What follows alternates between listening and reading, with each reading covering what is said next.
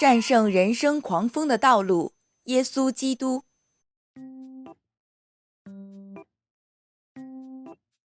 门徒来叫醒他，说：主啊，救我们，我们丧命了。耶稣说：你们这小信的人哪，为什么胆怯呢？于是起来，斥责风和海，风和海就大大的平静了。众人稀奇说：这是怎样的人，连风和海也听从他了。马太福音8章25至27节。有一天，在我的生活中，刮起的狂风并不是从远处而来，而是从我现在所在的位置而来。那么，怎样做才能战胜这凶猛的狂风，取得胜利呢？耶稣是基督，我们是神的儿女，一切问题结束了。魔鬼呀，退去，圣灵充满，世界福音化。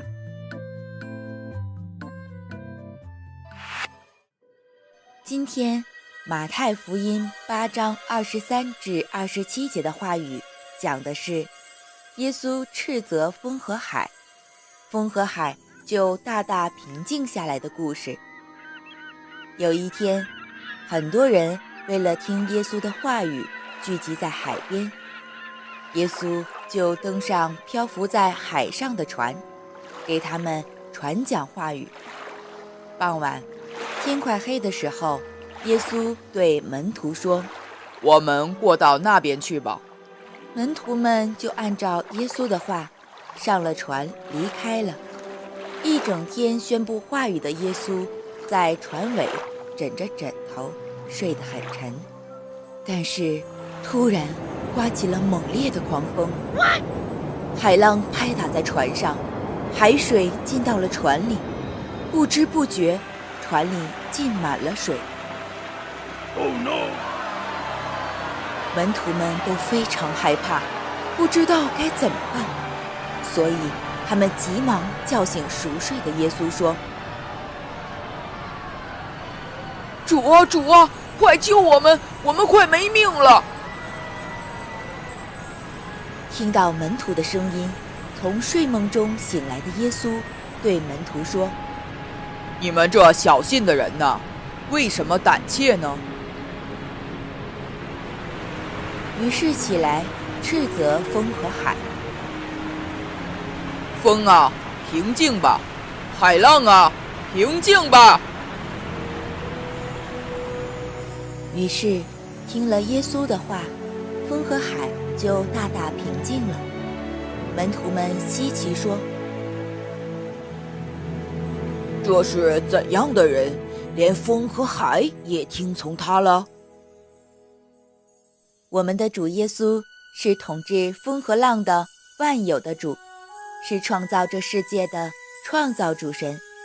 所以常常与耶稣基督同在的树墩子们，即使在狂风面前也不要害怕战惊。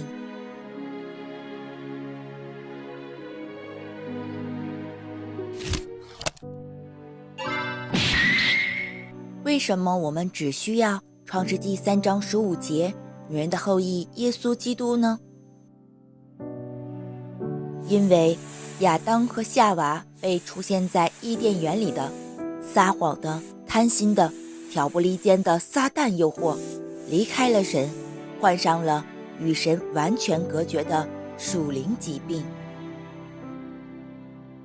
肉眼看不见的撒旦，因为抵挡神受到审判，被赶到了这地上。他利用蛇，用谎言欺骗了按照神的形象创造的属灵存在亚当和夏娃，使他们离开了神。最终因为离开神的创世纪3章的原罪，罪的权势现在扩散在所有作为亚当后代出生的人类身上。所以约翰福音8章44节，耶稣曾说过：你们是出于你们的父魔鬼，他是说谎的，也是说谎之人的父。他先进到我们的身体里，夺走我们的心灵，杀死、毁灭我们的撒旦魔鬼，在我们身上种下属灵疾病，通过属灵的疾病不断地攻击我们，使我们不得见神，使我们的眼睛只能看到属世的东西，不让我们明白神的奥秘基督，也不让我们打开属灵的眼睛。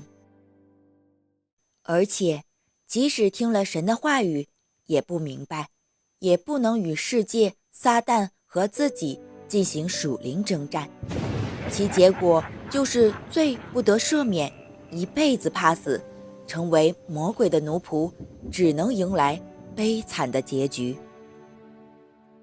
所以为了把我们从罪的权势中拯救出来，本有神的形象，反倒虚己，取了奴仆的形象，成为人的样式。他就是创世纪3章15节女人的后裔耶稣基督，并且耶稣基督通过十字架上的死亡与复活，彻底砸碎了撒旦的头，解决了我们所有的问题。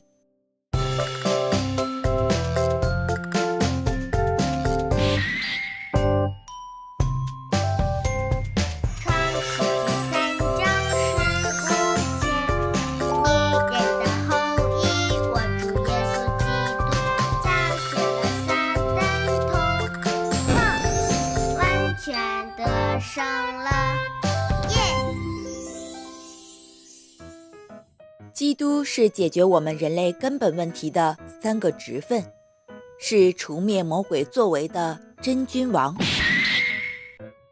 神的儿子耶稣通过十字架上的死亡，担当了世人的罪，是除灭罪的权势的真祭司长，还是敞开遇见神道路的真先知。